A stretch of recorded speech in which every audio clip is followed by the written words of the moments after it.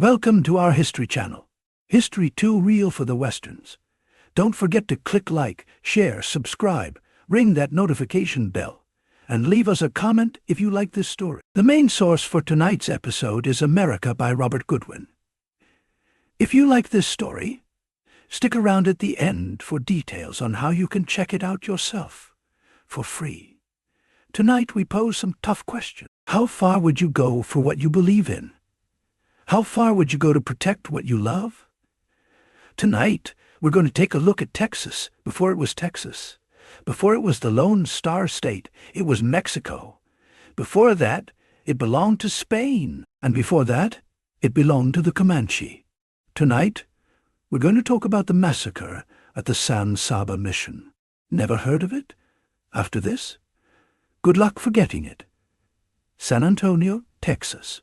Springtime 1756. In the bustling city, then a part of the Spanish Empire known as Bexar, members of the native tribes of central and northern Texas began to pour into the city in what was beginning to look like a mass exodus southward. Most preeminent among these tribes were the Apache, with whom the Spanish had battled for centuries now in repeated attempts at what they called reduction, meaning the assimilation of the native peoples into the Catholic faith and Spanish society, an eventual rejection of their own traditions. The Apache had thus far been less than receptive. They ran Texas, and the Spanish, with their adobe missions and brown-robed friars and armor-clad dragoons, amounted to little more than intruders in their eyes. They had reached a truce in 1744, but it had been more of a cessation of battle than an agreement on territory. But now, the local priests were inundating their government officials with letters beseeching them to fund more missions pushing north into Texas at their request of the Apache. So what happened? Did they have a sudden change of heart? No, not at all. See, what the Apache wanted was a buffer zone, something to take the brunt of the attacks and raiding that was continually being wrought upon them by a tribe they called the Norteños, because they always came from the north. And when they did, they brought death and destruction to anyone and anything in their wake. The Spanish knew about their intertribal warfare, but like every other European power occupying the continent, they didn't truly understand it. And as much of it was occurring beyond the timberline and rolling limestone hills of the Texas Hill Country, they were not privy to all the gruesome details of what amounted, in many respects, to a wholesale slaughter of the Apache people. Even on the plains where complete and total warfare, meaning the killing and capturing of women and children, was the norm, this was a particularly shocking level of violence. All signs pointed to the building of new missions in this disputed and dangerous territory as being a bad idea. But one man, Father Alonso Toreros, had a vision. The establishment of a mission system in Texas would be his gift to the world, and his place in history, in turn, would be the world's gift to him. Father Torero's cousin, the wealthy mine owner, the illustrious knight Don Pedro Toreros of the Order of Calatrava, backed him both financially and politically, also in hopes of cementing the Toreros name forever in posterity. After much back and forth, it was determined that the new mission would be established along the San Saba River, along with a presidio, or military fort, to provide protection from hostiles. However, the presidio would be constructed at a bend in the river, roughly 4 miles away from the mission itself.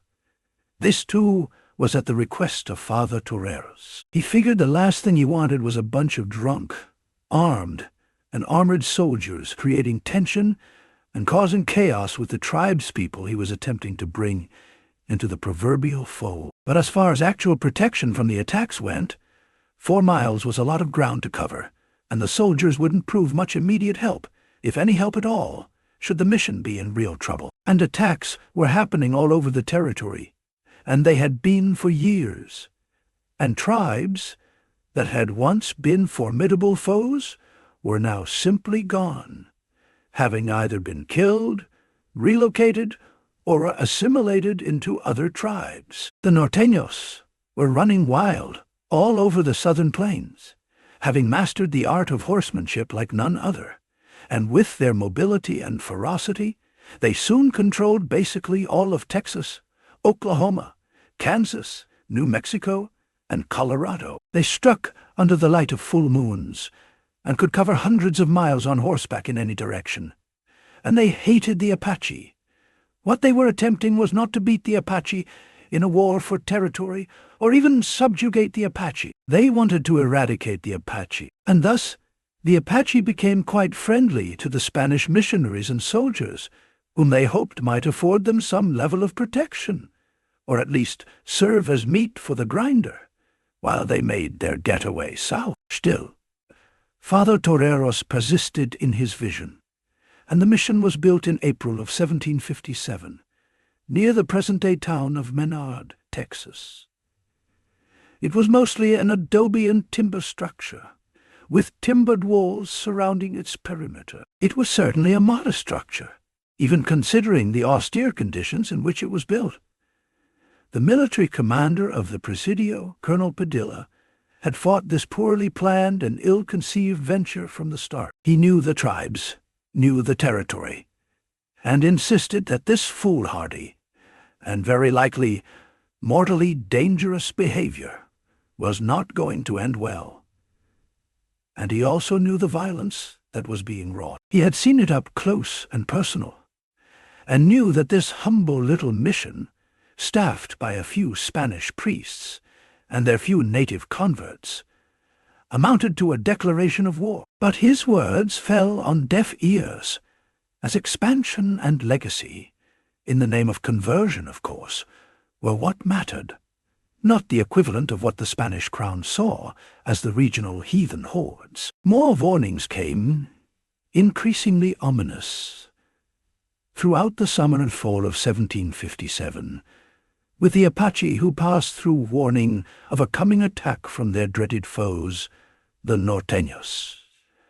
But still, Toreros persisted. All the while, as his priests began to hear of the brutality of these attacks, of black-clad, black-painted, buffalo-horned demons who carried lances twice as long as a man was tall, and could let loose an arrow every 3 seconds from atop a highly trained and specially bred warhorse, he dismissed them as tall tales, exaggerations of what would amount to a minimal challenge in defeating and subjugating these Norteños, or, as history would come to remember them, the Comanche. But the Comanche were not a tribe to be subjugated. They were, in fact, what amounted to an empire that, all things considered, controlled more territory on the North American continent than any European power could make any legitimate claim to at the time. And the establishment of the San Saba Mission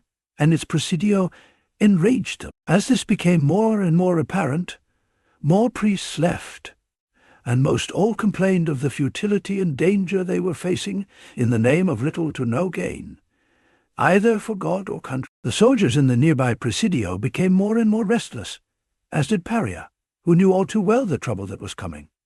The trouble came on March 16th, 1758. The previous few mornings, Father Toreros and the mission inhabitants had risen to a smoldering Texas sunrise, with dew on the grass and mesquite trees all around, birds chirping, cattle stirring, and blue bonnets all around. As remote and austere as it may have been, it was a beautiful, enchanting place. 2 weeks prior, the mission had been raided of nearly all of its horses, and all of the Apache who had been staying in the mission, sensing danger close, left in a haste. Paria had sent out a small group of soldiers in pursuit of the Comanche horse thieves, but they returned in a hurry, reporting that the Comanche were everywhere. How many, they could not be sure, but there were a lot of them, and they were pissed. Now, 2 weeks later, Father Toreros spoke not to a warming sunrise, but to cold, stark terror, Birds did not chirp. Cattle did not stir. Instead, an eerie silence hung over that early morning as Toreros was alerted to the fact that, after nearly a year of warning, the storm from the north had arrived. As Father Toreros approached the walls of the mission and peeked over, silhouetted in the pre-dawn hue were 2,000 horseback warriors. They were a conglomeration of tribes, as often happened, with members of the Caddo and Wichita tribes present. But mostly, what Father Toreros and his terrified brethren now saw surrounding their mission was thousands of Comanche, notoriously shorter and stouter than their northern plains counterparts, smeared with black because it was the color of death. They wore no feathers, no beads, no ornamentation other than the occasional buffalo horn headdress. They were equipped with a few muskets, along with their bows, arrows, and lances. Their horses were small and rugged-looking, unshod and without saddle. Their breath hung heavy in the morning air. The Comanche were here, and now there would be hell to pay. At first there was an awkward, feigned peace, a stomach-churning handful of moments in which hope may have seemed possible. The presiding chief rode into the mission and accepted tidings of greetings, and even a few small trinkets as gifts. But then, suddenly, though not unexpectedly, the killing started. First to die was Father Toreros. A musket shot killed him at the outset of the violence, and considering what was to come, he was lucky. The other priests were summarily shot and hacked down, their freshly slaughtered corpses immediately stripped and cut to pieces. An account of one survivor remembers the priests kneeling and praying in full resignation to their fate, patiently awaiting their inevitable martyrdom. One by one, all of their skulls would be split open and their bodies mutilated beyond recognition. Fires would be set to buildings.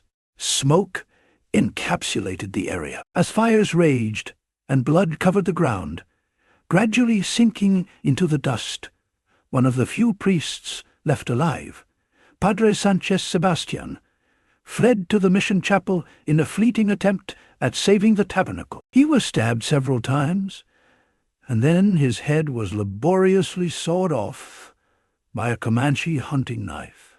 For only an hour earlier, residents of the mission had lined up and knelt to receive Holy Communion. One now had to watch their step, lest they slip in the thick, viscous layer of blood and brain matter now coating the floor. 20 residents and one priest managed to take refuge in a small building as an orgy of death and dying continued around them.